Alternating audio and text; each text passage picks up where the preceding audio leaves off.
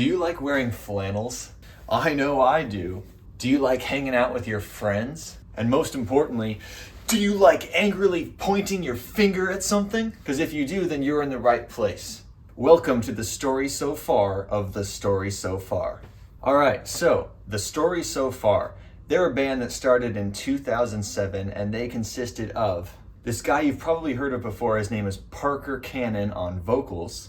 We'll get more into him later. Kevin Geyer on lead guitar, Kellen Kampner on bass, Ryan Torf on drums, and Kevin Ambrose on rhythm guitar. When most of the members in the band are like 15, they make this 5-song EP in 2007, and if you haven't listened to it, it actually sounds pretty good. It's a little rough around the edges, of course, because the kids are so young, but it probably sounds better than other people's demos for being that early on in their career. I found this picture of their logo with like a plane around it. Also this logo from 2008 of like their logo inside a big monster mouth. They're both pretty cool, and that's really all I could find about the band until 2010.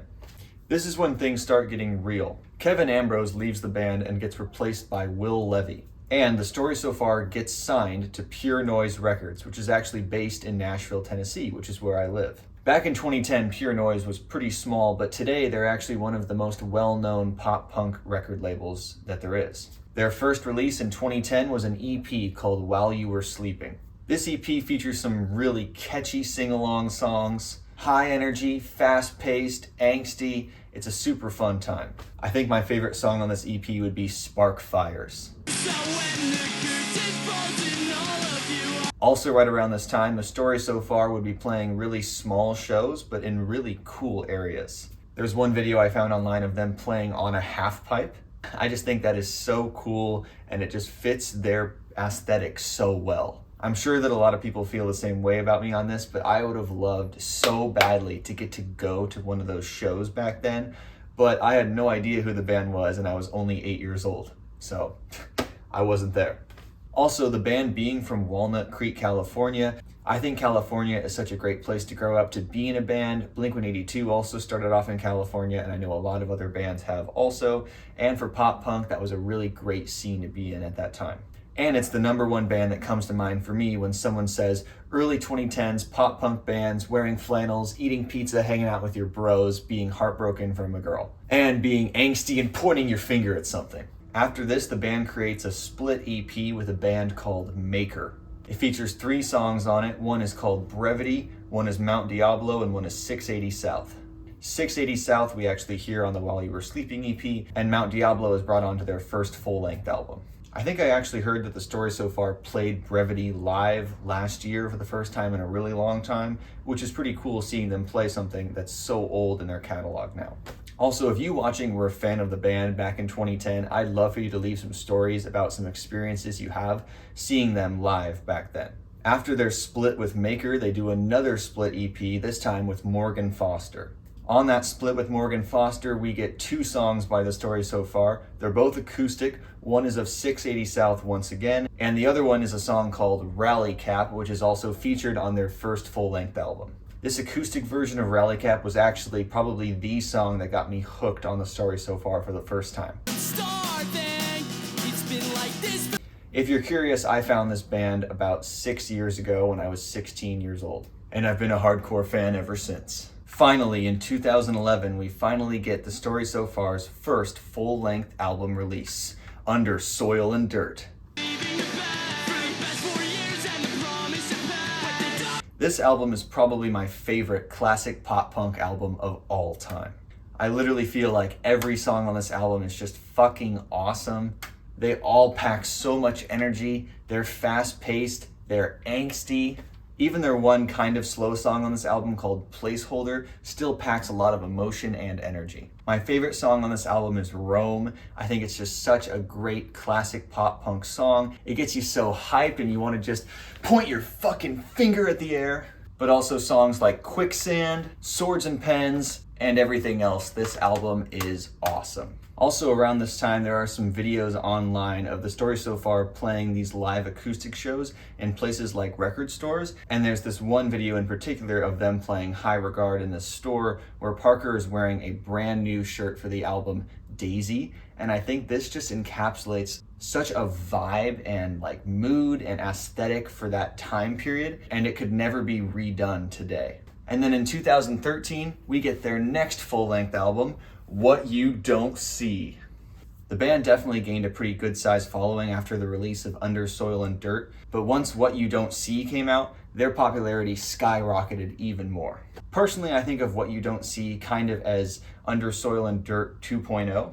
I'd say a lot of songs are kind of similar. They definitely carry that same energy, but some songs are probably way better than Under Soil and Dirt. But personally, I feel like the album overall just doesn't quite hit as hard as their first album. But it's still great, don't get me wrong. Some of my favorite songs on this album would be Things I Can't Change, The Glass, Empty Space, and Face Value.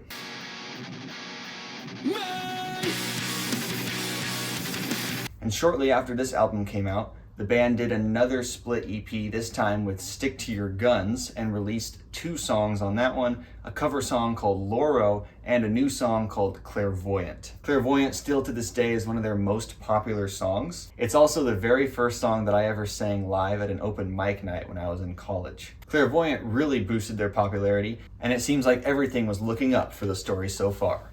Also, if you're curious how the band got their name actually comes from this album right here, Newfound Glory, Sticks and Stones. The closing track on this album is called The Story So Far. Parker Cannon must have heard that song back in 2002 or whatever, and he was like, fuck, this song is really fucking awesome. And they decided to use that as their name for the band. And he was right, it is a pretty fucking awesome song. In 2014, the band released an acoustic EP called Songs Of, which featured mostly just acoustic versions of former songs, but also one new song called Navy Blue, which was another really popular hit. Now we get to 2015, where The Story So Far releases their 3rd album, and it's their self-titled album. I'd say, in my opinion, this is where The Story So Far starts to change their sound just a little bit. There's definitely some songs on here that sound like total fast-paced, angsty, finger-pointing stories so far that we all know and love. I'd say songs like Heavy Gloom and Stalemate are obvious of that. But there's also songs like Phantom. This was one that when I first heard it, I wasn't really a big fan of it because it was so different and slow and just kind of weird, I guess. And then I matured a little bit more and I realized how amazing and beautiful this song is. Now it's one of my favorites on the album. It feels very cathartic, it brings me a lot of emotions, and I love it every single time I hear it. Also, I think my favorite song that The Story So Far has ever released is Heavy Gloom. So this album gets bonus points from me for that. Also, I just saw that the band released a 10-year anniversary repress of this album on vinyl with an alternative cover, and I think it's pretty cool, but I didn't buy it because I already own it on vinyl. Now, more on Parker Cannon. If you've seen live videos of the band performing back from 2010 till around, 2017 or so, and you watch Parker's stage presence, you can clearly see that Parker has a ton of energy on stage. He's jumping around, he's moving, he's pointing his finger, he's getting pissed, he's having fun. Many of you probably already know of this incident, but in 2016, a girl climbed up onto the stage and was filming a video of herself on stage, and Parker saw what she was doing and went up behind her and kicked her off the stage, and she fell into the crowd. Someone was filming and put this online, and it got really popular, and it gave Parker a lot of backlash. I think a lot of people viewed Parker as a douchebag or an asshole after this, and I can see where they're coming from, but I also get what Parker was doing. He was in a good mood and just trying to get the crowd going so that they could sing High Regard. Also, from the videos, it looks like he doesn't kick the girl that hard, and I also saw a statement online where the girl says that there are no hard feelings, she wasn't hurt, and it's really not a big deal to her. But Parker Cannon's stage presence back in the day compared to now is very different. Like I said earlier on, he had tons of energy, he was moving around, he was jumping, he was getting pissed, and now he gets up on stage, he goes up to that microphone, and he stands like this. And he sings well, but he doesn't have a lot of energy anymore. It's actually become somewhat of a meme online amongst pop punk fans. You can watch tons of videos of them performing live nowadays and just look at Parker's stage presence. It's pretty funny. Now, I love Parker Cannon. I love The Story So Far. I'm not dissing on him at all by any means, but it is very obvious for people to compare Parker's stage presence back then to now and just wonder what really happened. Sometimes Parker comes out with a big coat and he just puts his hands in his pockets and he just does that the whole time that he sings. He still might put his finger out like this and sing a bit. Thankfully, the crowd and the band still brings that energy though. So moving on, in 2018, this is where we get their next full-length album release, an album called Proper Dose. During the 3 years from the self-titled album until now, it sounds like Parker went through some drug problems, and I think this album's overall theme is based around that. Just listen to the opening track, Proper Dose, or their second song, Keep This Up. Again, some of these songs do sound like classic Story So Far, but other ones definitely don't. Listen to their song Take Me As You Please, or Growing On You, or Line. It's pretty different than their older stuff. But it's not bad, it's still really great. And I think changing or adding to their sound just a little bit, but still keeping other tracks that make those hardcore fans happy, really grew their audience even more. Shortly after this album came out is actually when I discovered the Story So Far. One of the other first songs that got me really into this band was their song Out of It. I used to take drumsticks and buckets and I would play along to the drums on Out of It, and it was so much fun. When I bought Proper Dose on CD, it came with a sticker and I put that on my wall, and I still have that to this day. Now, their next full-length album didn't come out for 6 years. It came out in 2024, but a lot of stuff happened in between then, so let's talk about it. In 2020, Parker created a new band called No Pressure, which is a really fast-paced punk band. And if you watch his stage presence here, he's back to his normal self. He's moving, he's yelling, he's angry, he's pissed, and it's fun. I still haven't been to a No Pressure show, but I would love to go, but they play in pretty small venues, and I think that's something that Parker wanted to experience again.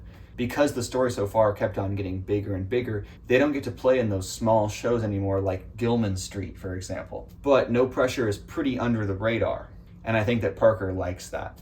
Maybe that's why his stage presence is so different now. Maybe after that incident where he kicks that girl, he decided that it was better, since his band is getting more popular, just to be more professional on stage. But with a band like No Pressure, it's a form of release for him. Also in 2020, the Story So Far released a song called Outbound, which was on an album dedicated to a guy named Tim Landers, who used to play in the band called Transit. Also, speaking of Transit, the Story So Far says that Transit's 2010 album, Keep This To Yourself, was a huge inspiration for their sound on Under Soil and Dirt. When they made that song, Outbound, it was the first new song by the Story So Far that I got to experience, and now that I think about it, that is actually my #1 favorite The Story So Far song, even though it's a cover.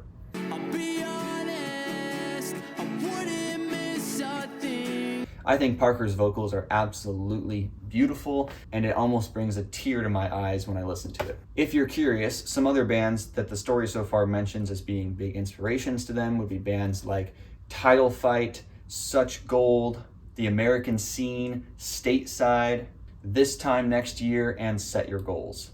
In 2022, No Pressure releases their first full-length album. It's a fast album with a bunch of quick, fast songs, but they're super fun, and I really like some of them. Also that same year, their bassist, Kellen Kappener, leaves the band for undisclosed reasons. We're not really sure what happened, he's just not in the band anymore, as far as I know. So years and years are going by, and I've been here for this whole ride ever since Proper Dose came out, and fans are wondering, when are we going to get a new album? What's going on? In late 2022, we get the announcement of Tom DeLonge coming back to Blink-182, and then they announce a summer tour in 2023, where in Europe, the Story So Far is opening for Blink. This is a pretty big deal and huge for the band. There's also a video online of Parker joining Blink-182 to perform their song Carousel live, which I think is super awesome. There's also videos from back in the day and recently of Parker and the Story So Far performing cover songs of Blink like their song Shut Up, and Parker and No Pressure doing cover songs of Blink like their song Josie.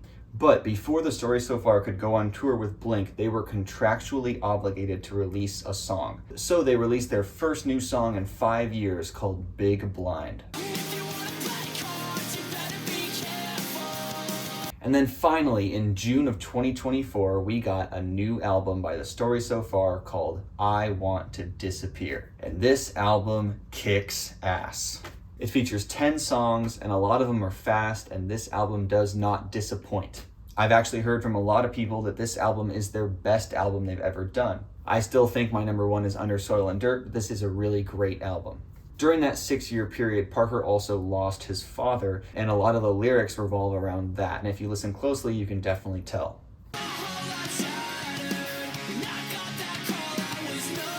Some of the songs sound like classic The Story So Far, and once again, some songs sound pretty different, unlike anything they've ever done before. For example, check out their song White Shores.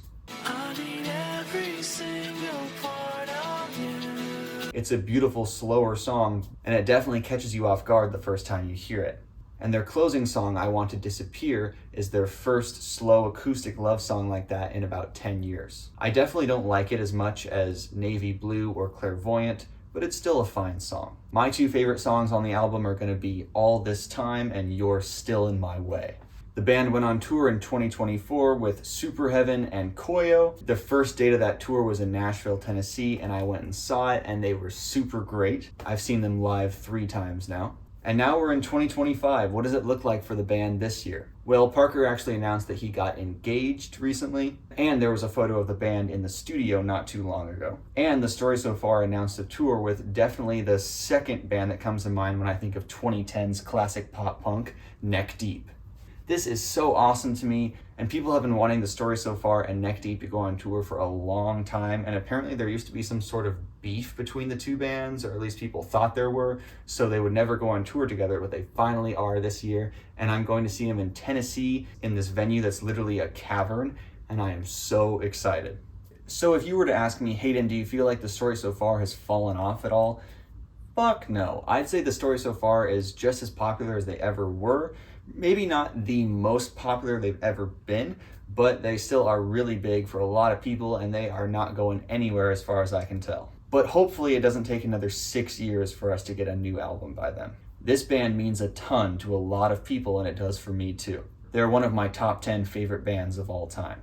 Speaking of which, I should make a video about that. If you liked watching it, please subscribe to this channel. I'll be making more content like this all the time. I'm trying to do my best, be authentic, be honest, and grow a community and fan base with people like you watching.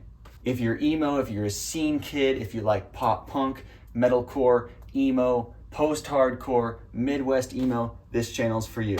All right, guys, thanks for watching. See you in the next video. Peace out.